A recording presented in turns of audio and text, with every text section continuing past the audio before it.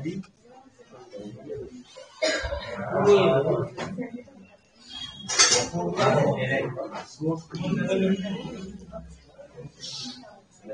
बच्चों, स्टार्ट करते हैं। आज एक नया टॉपिक पढ़ाऊंगा मैं, बिल्कुल आपके लिए बिल्कुल न्यू टॉपिक होगा। ठीक है, आप जानते हैं कुछ क्वांटिटी आपकी वेक्टर होती हैं, कुछ आपकी स्केलर होती है, कुछ टेंसर भी होती है। ठीक है, तो जो टेंसर होती हैं वो क्या होती हैं?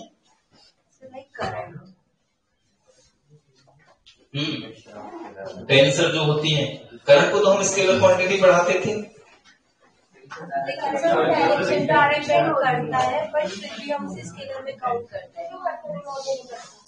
ऐसा क्यों?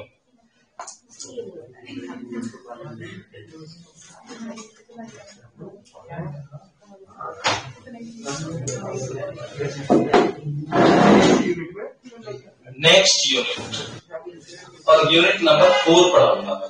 ठीक है, और जो 3 है उसको बाद में देखेंगे। ये बिल्कुल न्यू है आप लोगों के लिए। वैसे तो पूरी बुक ही न्यू है बीएससी वालों के लिए, पहले नहीं थी। और जब देखो, एक बात याद रखना, जब भी आप कभी नेक्स्ट यूनिट स्टार्ट करते हैं तो उसके बाद में एक पेज जरूर छोड़ देना चाहिए। जैसे कोई शॉर्ट नोट याद आया, कोई चीज आई, तो वहां पर आप नोट कर सकते हैं। मैं इसमें 2 पेज छोड़ने के लिए कहूंगा। ठीक है, कुछ मेरे माइंड में है 2-3 चीज, उनको मैं नेक्स्ट टाइम जब भी मुझे इसका लगेगा ये कराना चाहिए तो मैं कराऊंगा। 2 खड़े पेज इस तरह से छोड़ दीजिए, 2 खड़े। नहीं, इसी बुक की 4th यूनिट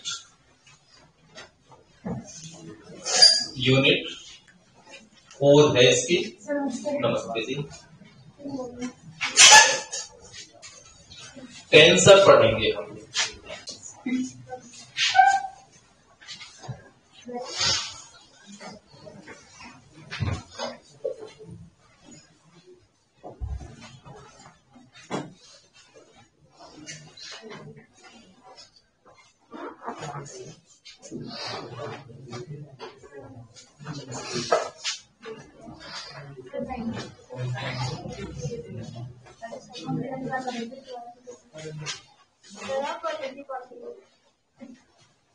हो जाएगी।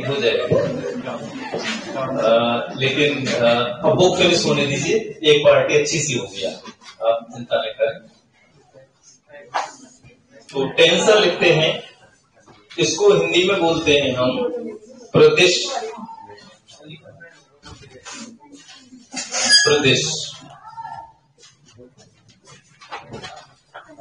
नमस्ते।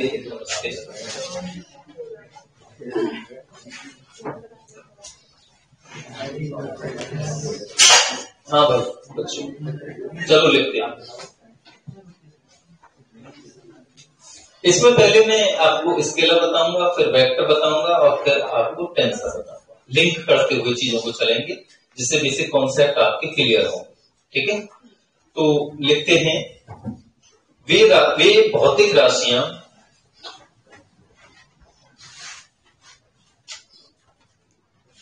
जो केवल परिमाण रखती हैं।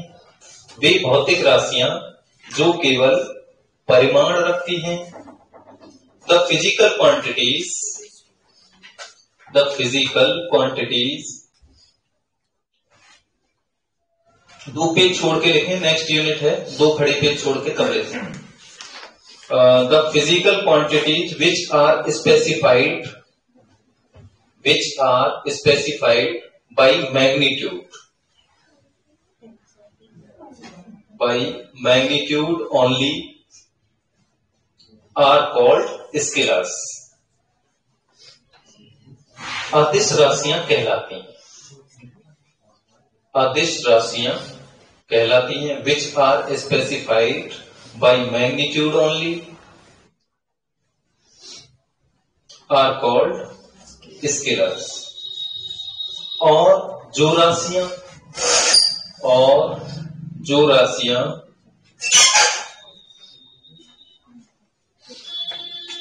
परिमाण के साथ साथ दिशा भी रखती हैं, और जो राशियां परिमाण के साथ साथ दिशा भी रखती हैं सदिश राशियां कहलाती हैं, सदिश राशियां कहलाती हैं। And those specified with magnitude, those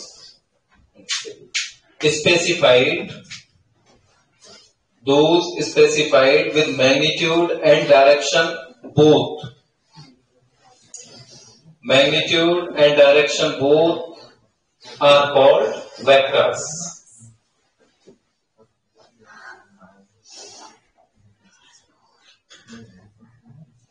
new line से लिख लीजिए, कुछ भौतिक राशियां ऐसी होती हैं, कुछ भौतिक राशियां ऐसी हैं, there are some physical quantities, there are some physical quantities, दो खड़े पेज छोड़कर लिखेंगे, there are some physical quantities जो ना तो सदिश हैं और ना अदिश हैं, जो ना तो अदिश हैं और ना सदिश हैं, जो ना तो अदिश हैं और ना सदिश हैं।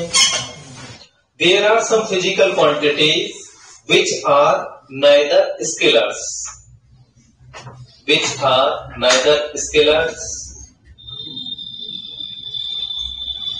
nor vectors, nor vectors are called tensor quantities, are called tensor quantities, comma tensor राशि कहलाती है, टेंसर राशि कहलाती है। एग्जाम्पल लिखेंगे, टेंसर के एग्जाम्पल हैं, उदाहरण मोमेंट ऑफ इनर्शिया जड़त्व आघूर्ण, जड़त्व आघूर्ण, कॉमा रिफ्रैक्टिव इंडेक्स अपवर्तनांक, जड़त्व आघूर्ण कॉमा अपवर्तनांक यानी रिफ्रैक्टिव इंडेक्स, कॉमा परावैद्युतांक, परावैद्युतांक, डाइलेक्ट्रिक कांस्टेंट, परावैद्युतांक डाइलेक्ट्रिक कांस्टेंट,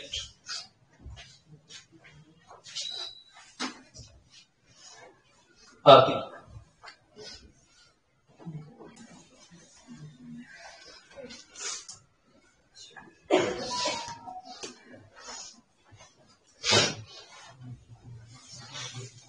तो ये ना तो आपकी स्केलर्स हैं और ना ही ये वेक्टर्स, ठीक है, ऐसी क्वांटिटीज हैं। और इसकी क्या विशेषता है वो और लिखते हैं हम, लिखें टेंसर राशियां परिमाण के साथ साथ, टेंसर राशियां परिमाण के साथ साथ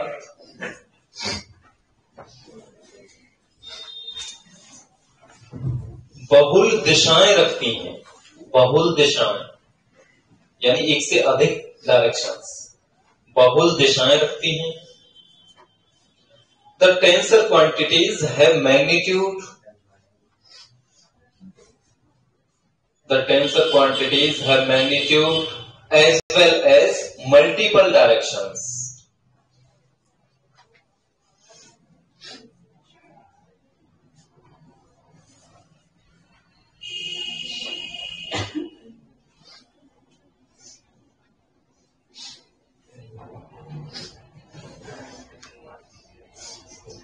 For example, उदाहरण के लिए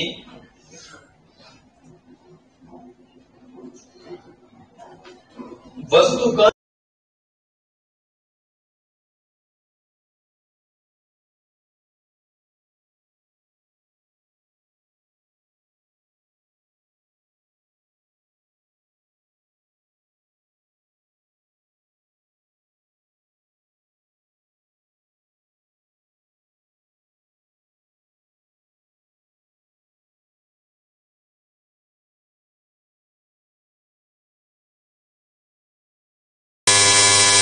आघूर्ण दिशा पर निर्भर है।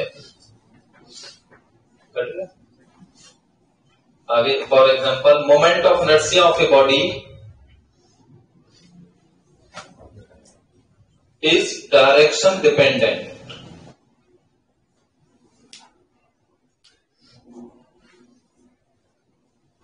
यानी कि डायरेक्शन तो है, आपने देखा था कोई भी बॉडी है उसका अगर हम मोमेंट ऑफ इनर्शिया निकालते हैं तो अलग अलग डायरेक्शन के अबाउट निकालते हैं तो अलग अलग आता है, तो इसकी कोई स्पेशल डायरेक्शन नहीं रही ना, तो ये आपकी कैसी क्वांटिटी हो गई, टेंसर, अलग अलग आपकी ये डायरेक्शन रखती है।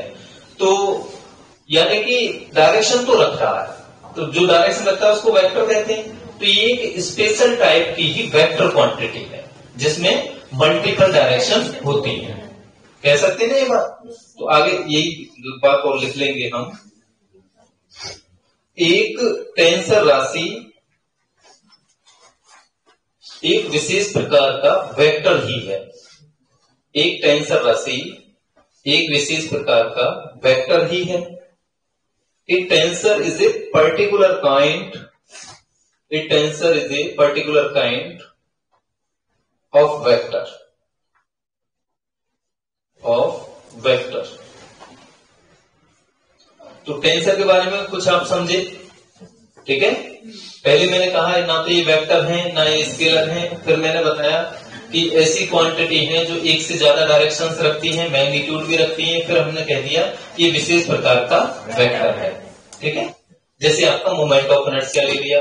अच्छा, जैसे मैं आपका स्ट्रेस की बात करूं, स्ट्रेन की बात करूं, स्ट्रेन जो आता है उस पर आप स्ट्रेस लगाते हैं, कोई भी बॉडी है तो उसमें स्ट्रेन आ जाता है। स्ट्रेन का मतलब हो गया कि उसका जो रूप है, शेप है, वो बदल जाता है।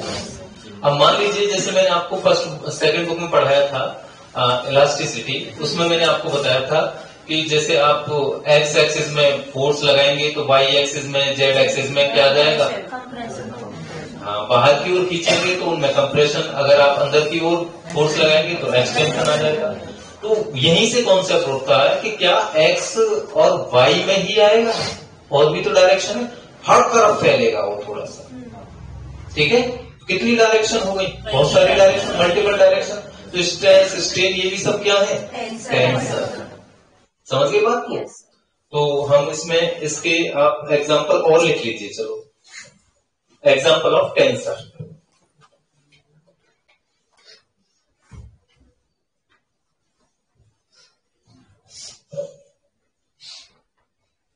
इसमें आप लिख लीजिए stress, strain, stress, strain,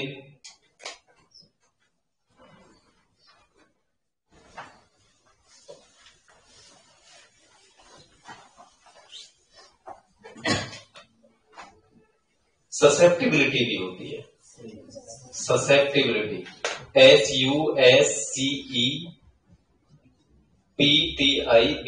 SUSCEPTIBILITY, susceptibility, चुंबकशीलता, काई से शो करते थे इसे।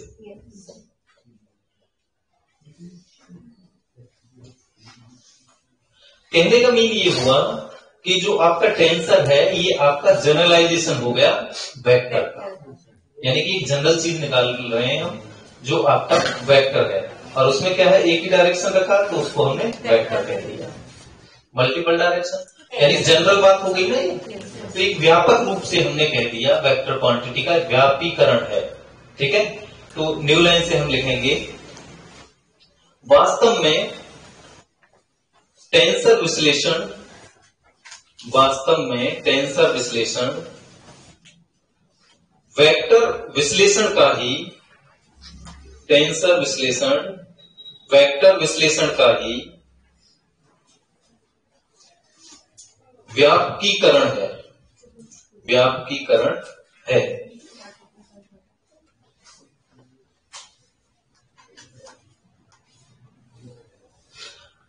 न्यू लाइन से लिखेंगे, इन रियल टेंसर एनालिसिस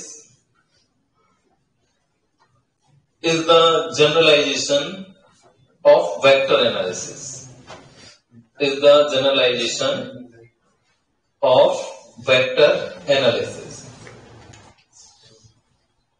अब इसमें हम लिखेंगे न्यू लाइन से, माना एक वेक्टर फंक्शन, माना एक वेक्टर फलन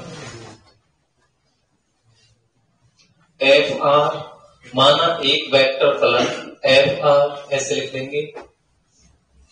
एक वेक्टर r का फलन है, एक वेक्टर r का फलन है।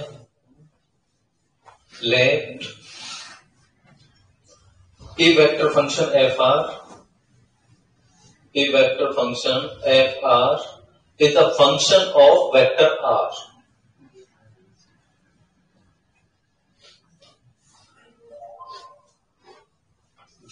इसमें लिखेंगे यदि if limit r tends to 0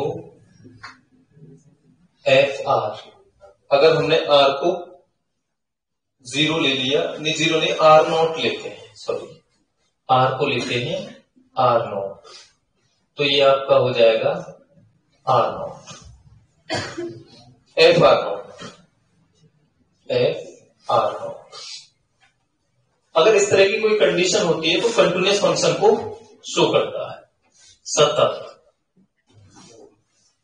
इतना लिखने के बाद लिखें तो इतना आ गया, यदि इतना है तो फलन एफ आर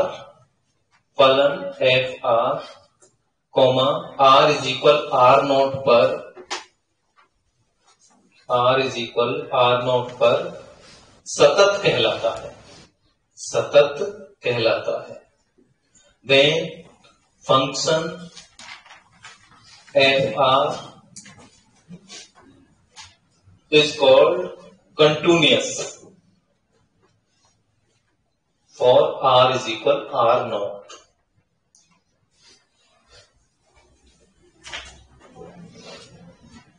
And if मान लीजिए f r प्लस s इस तरह का कोई फंक्शन है और इसको हमने f r plus f s ऐसे लिख दिया, या एफ लैम्डा आर इस तरह से है, इसको हमने लैम्डा एफ आर लिख दिया।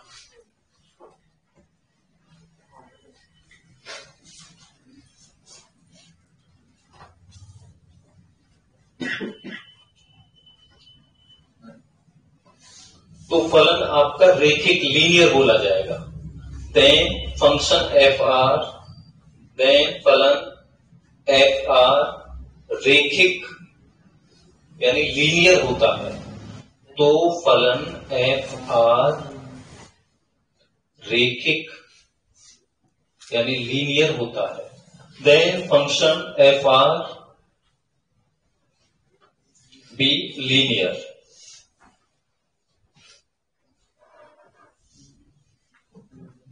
तो जो आपके r और s हैं ये तो कोई वेक्टर्स हैं, और लैम्डा आपका आर्बिट्रेरी कांस्टेंट है, आर्बिट्रेरी कांस्टेंट कोई भी हो सकता है। यहां हम लिख देंगे where r and s are vectors and lambda is arbitrary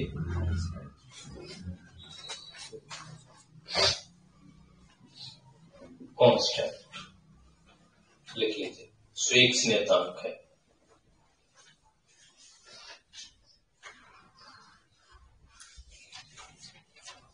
अब हम दो फंक्शन लेंगे,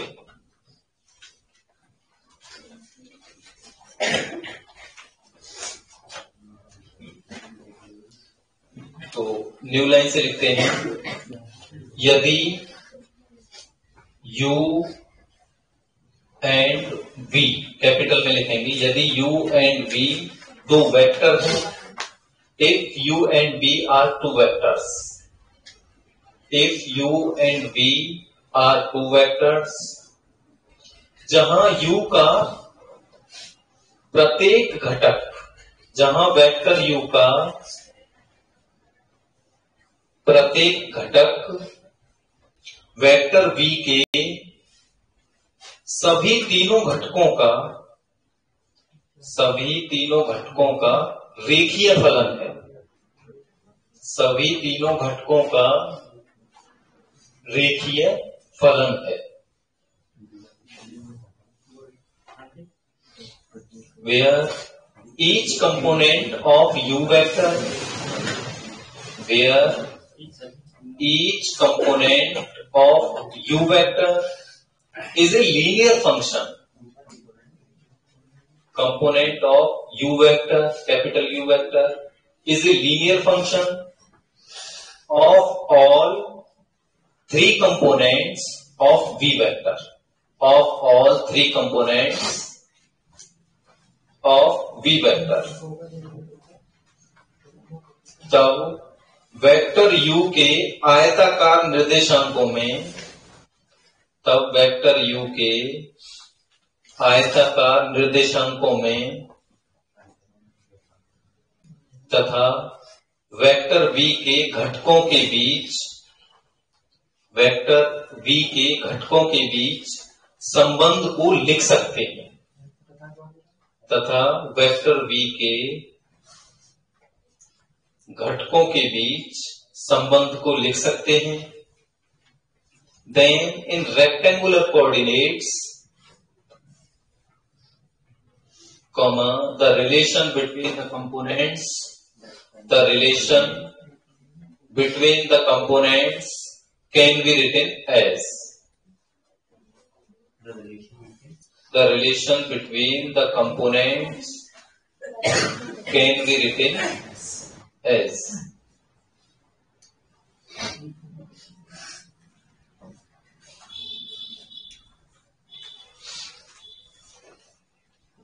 देखो इसमें मैंने एक बात कही है कि U का एवरी कंपोनेंट V के तीनों कंपोनेंट का कैसा है, लीनियर.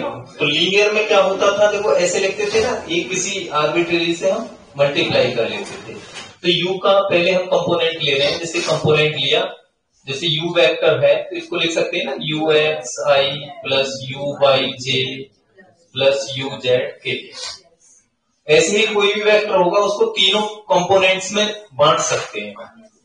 तो इसको हमने बांटा, इसका लीनियर है ये, ठीक है, यानी कि U का एक कंपोनेंट V के तीनों कंपोनेंट का लीनियर है. तो हम ये फॉर्म ले सकते हैं. तो देखिए हमने कोई भी एक आर्बिट्रेरी ले लिया K X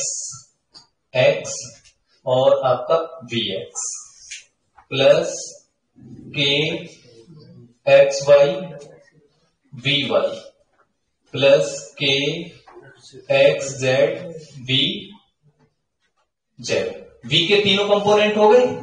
इसका क्या है, लीनियर फंक्शन है. तो किसी हम आर्बिट्रेरी कांस्टेंट से मल्टीप्लाई करके जोड़ करके ये लिख देते हैं. ये लीनियर की कंडीशन होती है. मैथमेटिक्स में भी आपने कहीं यूज की होगी, ए बी सी से मल्टीप्लाई करके इक्वल टू 0 कर देते हैं, लीनियरिटी की कंडीशन. नहीं पढ़िए तो ये याद रखना, ये होती है कंडीशन.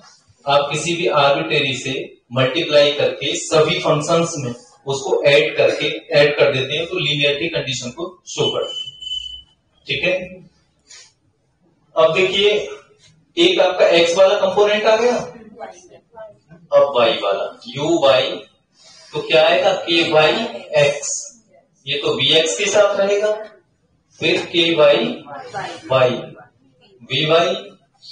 ky z vz, ऐसे ही uz kz x vx kz y vy plus kz z vz, ये आपका आ जाएगा. देखो एक यहां में एक बात और आपको लिंक करना चाहूं जो बेसिकली समझ में आ रही है बात. जैसे मैंने आपको स्ट्रेन की बात कही थी, ध्यान देना सभी, इधर लिखो मत करे, इधर ध्यान दो. जैसे मैंने स्ट्रेन यानी विकृति की बात की थी, किसी पर प्रेशर हमने डाला, ठीक है, प्रेशर डालने पर क्या होता है कि उसकी सभी डायरेक्शन में बढ़ोतरी होगी. ठीक है, सभी डायरेक्शन में एक्सटेंशन होगा आपका. तो जो सभी डायरेक्शन में जो एक्सटेंशन हुआ था वो डिपेंड किया इस, अब जैसे आपने जो फोर्स लगाया था, जो फोर्स था उसके भी तो कंपोनेंट होंगे. फोर्स भी आपका कैसा हो गया, वेक्टर क्वांटिटी हो गया. तो उसके भी एक्स वाई जेड इस तरह से लगे हुए होंगे. और हर कंपोनेंट, ये कहना ये चाह रहा, हर कंपोनेंट तीनों एक्सिस में डिस्ट्रीब्यूट हो रहा है. और वो उसमें जो चेंज ला रहा है हर कंपोनेंट एफ का, वो एक लीनियर चेंज ला रहा है, यानी एक जैसा. समझ गए? एक्स एक्सिस में लगा होगा तो सभी में एक जैसा चेंज ला रहा होगा, वाई एक्सिस में लगा होगा वो भी सभी में एक जैसा चेंज ला रहा होगा, जेड एक्सिस में लगा होगा वो भी सभी में एक जैसा चेंज ला रहा होगा। वही तो होगी आपकी लीनियरिटी। ठीक है, तो एक कंपोनेंट देखो, एक कंपोनेंट लगा था तो इसके तीनों कंपोनेंट में चेंज, फिर इसका दूसरा, फिर इसका तीसरा। एक वेक्टर ने दूसरे वेक्टर के तीनों कंपोनेंट को चेंज कर दिया, ये मान सकते हैं। यानी कि जो आपका एक वेक्टर है वो दूसरे वेक्टर के तीनों कंपोनेंट, एक वेक्टर के एक कंपोनेंट तीनों वेक्टर के तीनों कंपोनेंट पर डिपेंड करता है, ये कह सकते हैं। एक वेक्टर का एक कंपोनेंट, ये तीनों वेक्टर के कंपोनेंट, दूसरा कंपोनेंट भी तीनों पर, तीसरा कंपोनेंट भी तीनों पर। अब इसके कितने ओरिएंटेशन हो गए? 1 2 3 9 हो गए ना? तो आप इसको अब इस तरह से लिख लीजिए। ये जो इक्वेशन लिखी है ये कुछ माइंड में आ रही है चीजें, मैंने कैसे लिख दी है, ठीक है, वो सब तरफ चेंज होंगी चीजें।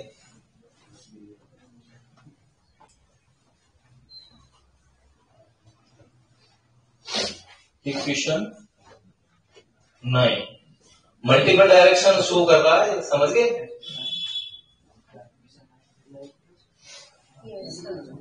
नहीं 1 गलत लिख गया, एक साथ ही 9 पर पहुंच गए।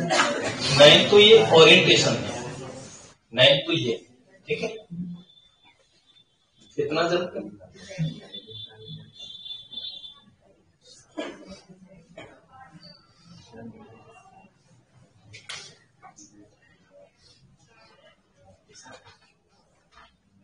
तो जो ऊपर वाली ये जो इक्वेशन है, ये देखो एक जो वेक्टर है उसके कंपोनेंट को कितने पार्टों में बांट रही है? 9। यू वेक्टर था उसको बांट दिया 9 कंपोनेंट में। 9 हो गए ना? You x you why you Z, ये तो यू के थे और ये भी आगे बटे हुए 3 में, तो अल्टीमेटली यू कितने में बट गए? 9। लिखो भाई, ये लिख गया, जल्दी से लिखो।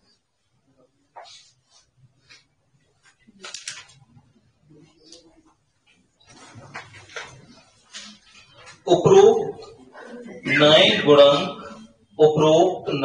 गुणांक एक वेक्टर के घटकों के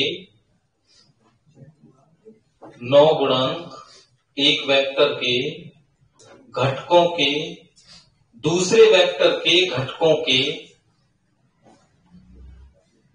एक वेक्टर के घटकों के दूसरे वेक्टर के घटकों के पदों में रूपांतरण को व्यक्त करते हैं। दूसरे वेक्टर के घटकों के पदों में रूपांतरण को व्यक्त करते हैं। The 9 coefficients characterize the transformation. The 9 coefficients characterize the transformation of components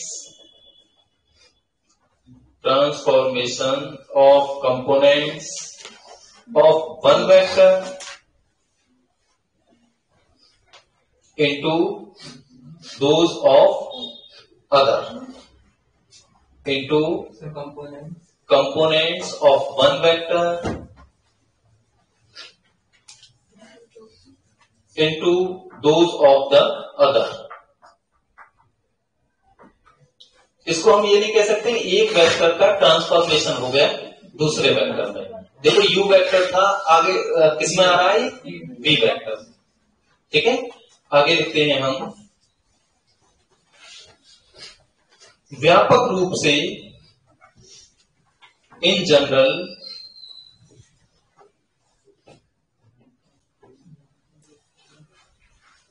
इसको हम ऐसे लिख देते हैं के अल्फा बीटा। व्यापक रूप से के अल्फा बीटा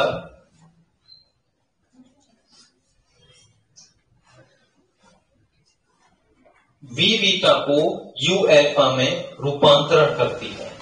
वी बीटा को यू अल्फा में रूपांतरण करती है। व्यापक रूप से, अच्छा एक वो लिख लेना, व्यापक रूप से राशि के अल्फा बीटा, यहां पर ध्रुव से राशि के alpha beta comma you beta को यू अल्फा में वी बीटा को यू अल्फा में रूपांतरित करती है। अभी समझाता हूं इसे भी। लिखें इन जनरल के अल्फा बीटा मैंने बोर्ड पे लिख रखा, transforms V beta into U alpha, V beta into U alpha.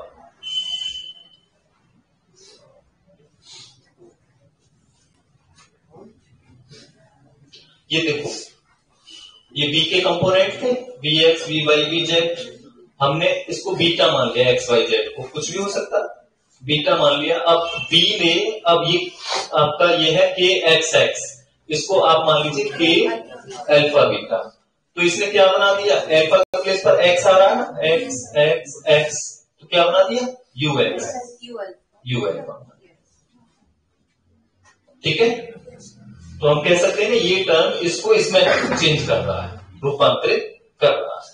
तो हम लिखते हैं, फिर लिखेंगे, अतः हम समीकरण 1 को लिख सकते हैं, hence equation 1 can be written as, equation 1 can be written as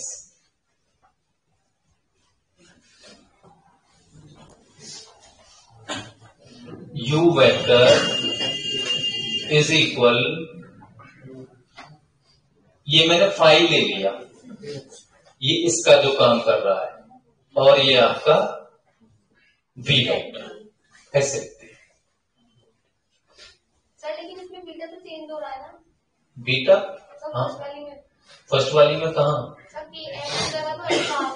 हाँ बीटा का वैल्यू है एक्स वाई जेड, तीनों के लिए ले लिए, तभी मैंने इसको ये फाइल लिख दिया है। ये आपका डिपेंडेंट है एक्स वाई जेड तीनों के लिए।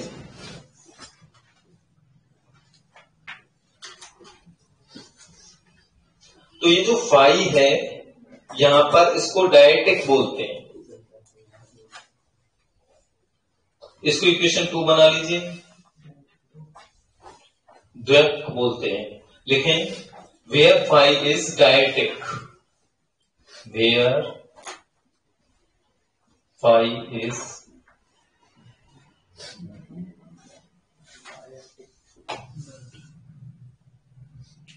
इसको हिंदी में बोलते हैं द्वक, द्वक।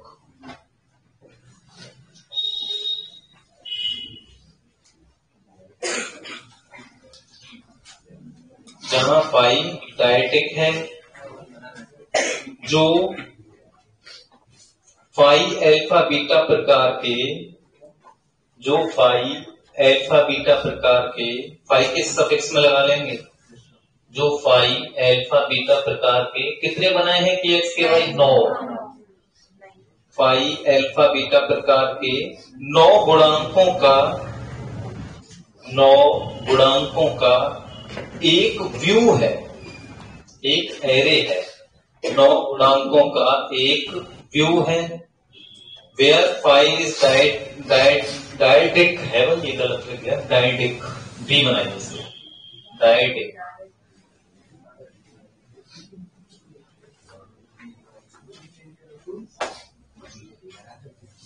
comma adjacent part of which is the array, adjacent part of which is the array of 9 coefficient, is the array of 9 coefficient like phi alpha beta, phi alpha beta। देखो बच्चों एक मिनट बताता हूं, फाई अल्फा बीटा मैंने ऐसे लिखा है, आप इस तरह से करके और लिख लीजिए, इसका मतलब कि अल्फा बीटा ही है।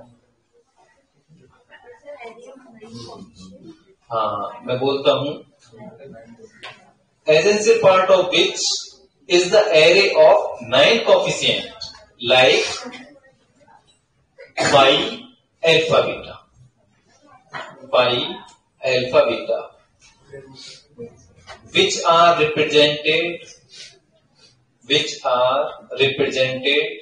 in the form of a matrix, which are represented in the form of a matrix.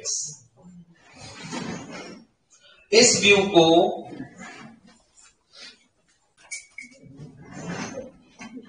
एक मैट्रिक्स यानी आव्यूह पढ़ा था ना, एक मैट्रिक्स या आव्यूह के द्वारा निरूपित किया जा सकता है, या आव्यूह के द्वारा निरूपित किया जा सकता है। तो इसको हम लिखेंगे इस तरह से,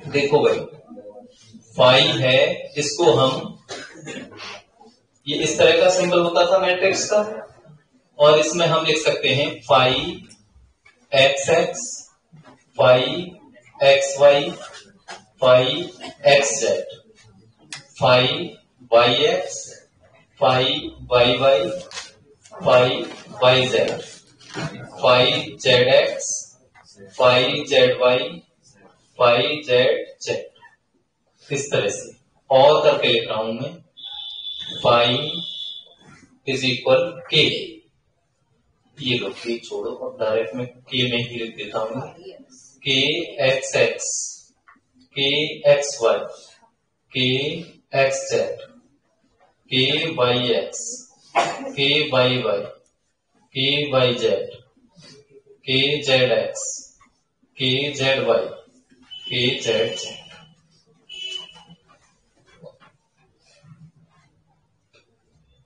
लीनियरिटी वाली कंडीशन बन रही है ना, ये देखना, जो मैंने पहले बताया था, एक फंक्शन था उसमें किसी भी लैम्डा से मल्टीप्लाई हो रहा था, वही है।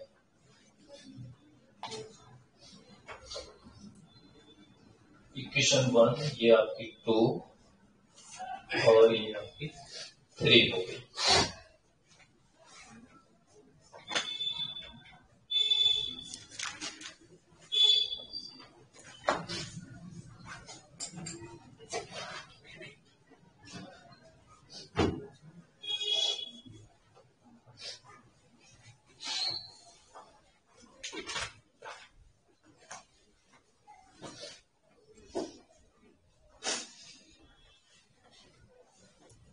अच्छा, ये जो फाई है ये वेक्टर यू को क्या कर रहा है, फाई वेक्टर यू को फंक्शन में शो कर रहा है। देखो वेक्टर यू, ये फाई चीज आई है, फाई आपका के समझ लें, तो इसने क्या किया, यू को एक फंक्शन सा बना दिया ना। फंक्शन बनाने का मीन ये हो गया कि यू आपका वी के एक्स पर भी डिपेंड कर रहा है, वाई पर भी डिपेंड कर रहा है, जेड पर भी कर रहा है ना। तो कहने का मीन ये है कि जो आपका द्विक है, डायडिक है, ये आपका इस यू को या कोई भी वेक्टर है उसको क्या बना देता है, फंक्शन कह सकते हैं। लिखो आप, स्पष्ट है, इट इज क्लियर, स्पष्ट है कि एक डायडिक, एक द्वैक संकारक, एक डायडिक ऑपरेटर, एक द्वैक संकारक, एक डायडिक ऑपरेटर बोलते हैं इसे, संकारक, एक वेक्टर आर को ऐसे लिख लीजिए, एक वेक्टर स्मॉल आर को एक वेक्टर फंक्शन एफ आर में, एक वेक्टर फंक्शन एफ आर में रूपांतरित करता है। एक वेक्टर फलन एफ आर में रूपांतरित करता है। Thus the क्लियर लिख लिया आपने, it is clear, the dyadic operator phi transforms vector small R vector into the vector function fr, into the vector function F R. देखो बच्चों, अभी मैं आपको बता रहा था कि जो आपके वेक्टर्स हैं वो केवल एक डायरेक्शन रख रहे थे, ठीक है।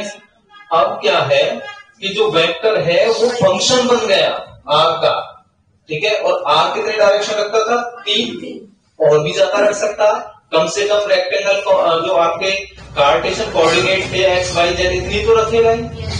तो जब आर वेक्टर एक आर का ही फंक्शन हो गया तो डायरेक्शन की तो ज्यादा हो गई उसकी, समझ गए। यहां से यही बताना चाह रहे हैं कि इसने क्या किया, ये जो आपका फाई लगा इसमें डायरेक्ट, इसने क्या किया कि जो आपका वेक्टर था उसको डिपेंडेंट बना दिया। डिपेंडेंट बनने का मीन हो गया उसको फंक्शन बना दिया। फंक्शन का मीनिंग तो ये होता कि ये चीज इस पर डिपेंड करती है, ठीक है। तो समझ में आया टेंसर का मामला। आगे लिखते हैं इसमें, तो इसको हम लिख सकते हैं भाई, आगे लिखें, तथा द्विक संकारक को, तथा द्विक संकारक को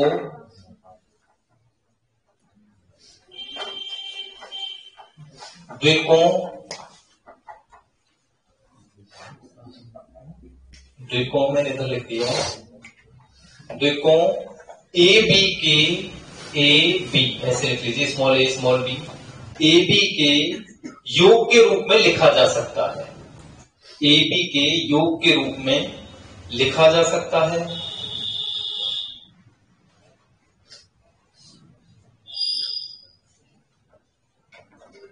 function F R and is written as the sum of, and is written as the sum of diets था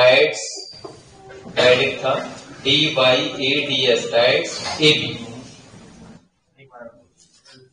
आपने लिखा vector function F R and is written as sum of diets ab। ये चीज इस पर डिपेंड कर रही थी, ठीक है। यही तो बताया इसने, फंक्शन का थी। अब क्या है, ये दो चीज है, दोनों चीज जुड़ रही है, नहीं मल्टीप्लाई हो रहा है दोनों का मल्टीप्लाई होकर फिर क्या है, ये ऐड होते जा रहे हैं। तो क्या इसको समेशन कह सकते हैं? कह सकते हैं ना। तो आपका जो द्विक है, जो आपने लिखा, इसे फाई से डिनोट किया है आपने, तो जो फाई है इसको टोटल हम लिखें तो समेशन लगा दीजिए, आई ले लीजिए यहां, तो क्या हो गया, ए आई और बी आई। तो ए और बी को मान लीजिए। फाई खुद से के है ना, फाई खुद से के है, बिल्कुल ठीक है। फिर ए को यहाँ पर के को डिनोट कर रहा है। ये आपका देखो, ये जो आपका है ना के भी आपका बटा हुआ है कितने पार्ट्स में, अलग अलग पार्ट्स में बटा हुआ है। तो उनमें से एक पार्ट ये इस तरह से हमने ले लिया, ये टोटल फाई इस तरह से आ जाएगा।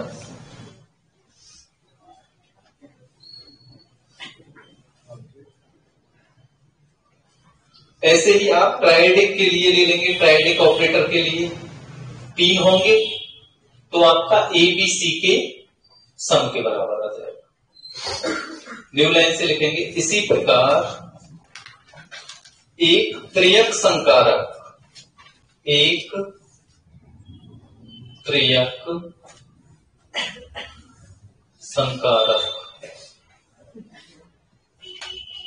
इसी प्रकार एक त्रियक संकारक यानी ट्राइडिक ऑपरेटर, त्रियक संकारक के लिए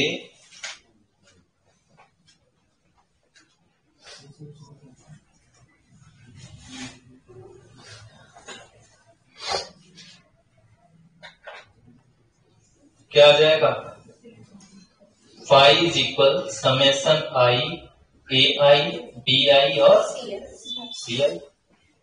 टेट्राएड के लिए एक और जुड़ जाएगा, डी आई तक हो जाएगा।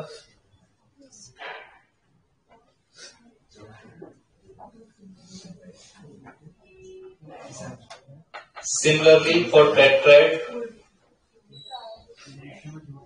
या and tetrad for tetrad phi is equal summation I A I B i c i d i. अब इनमें हम ऑर्डर ले लेते हैं। जो पहले वाला है वो आपका जीरो ऑर्डर, दूसरे वाला फर्स्ट ऑर्डर, तीसरे वाला सेकंड ऑर्डर, इस तरह से ये बोले जाएंगे।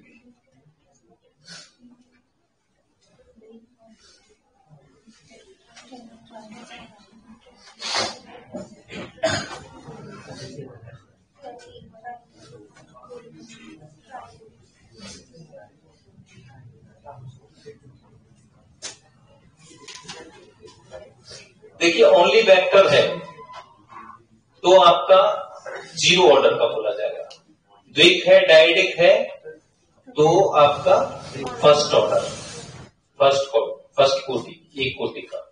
और आपका जो डायडिक है सेकंड, ठीक है, दो ऑर्डर होगा उसका, यानी कि एक कम होगा। जो सिंपल वेक्टर होते हैं उनको हम जीरो ऑर्डर का कह देते हैं टेंसर, और जो बाकी ये आपके जैसे आगे आ रहे हैं डायडिक आ रहा है, ये आपका फर्स्ट ऑर्डर का टेंसर बोला जाएगा। तो चाहो तो आप ऐसे लिख देते हैं,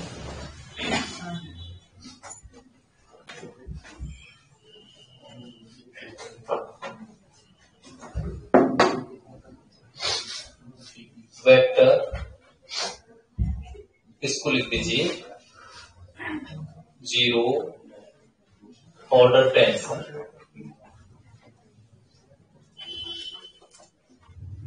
dyadic one order tensor, dyadic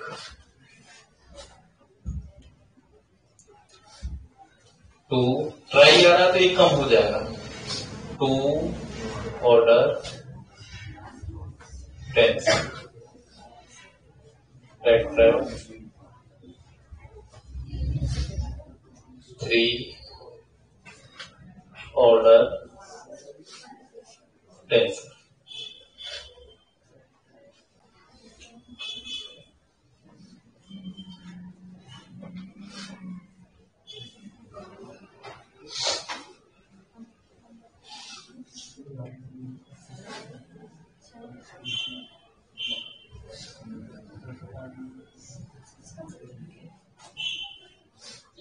इतनी बात आप समझ गए? क्या नहीं आया? ये चीज ऑर्डर पे तो आप बस ज्यादा नहीं समझना है कि ऑर्डर और रैंक में आगे और बताऊंगा, इतना आपको मानना जो आपके सिंपल होते हैं। वैसे एक बात तो मान सकते हैं इसमें, एक डायरेक्शन जीरो ऑर्डर, दो डायरेक्शन फर्स्ट ऑर्डर, तीन डायरेक्शन ऐसे मान।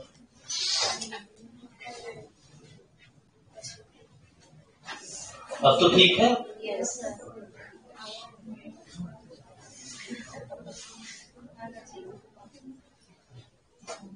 अच्छा मुझे बताइए, एक आपका J equal sigma E, J equal sigma E, एक आपका लॉ है, जानते हैं? हाँ sir. J equal sigma E, किसका लॉ है? ये ओम का लॉ, Ohm's law of second type. Visual I तो आप जानते हैं, ये सेकंड, यही पूछा जाता है अगर एग्जाम में आपका ऑब्जेक्टिव टाइप कहीं हो तो निश्चित, उसे तो सब जानते हैं। ये सेकंड टाइप है, ये भी आपका ओम लॉ। जे है आपकी यहाँ पर करंट डेंसिटी, ये आपकी ई इलेक्ट्रिक फील्ड, धारा घनत्व, चालकता, वैद्युत क्षेत्र की तीव्रता, ये होता है। अब जे आपका क्या होता है? करंट डेंसिटी आई अपॉन ए, आपने पढ़ा होगा। एकांक क्रॉस सेक्शन से जितना करंट पास हो जाता है, एकांक अनुप्रस्थ काट से जितना करंट पास हो जाता है, वही आपका क्या है? Current density. अब यहां बात आती है, हम जनरली क्या पढ़ते थे कि आपने जैसे कोई कंडक्टर लिया,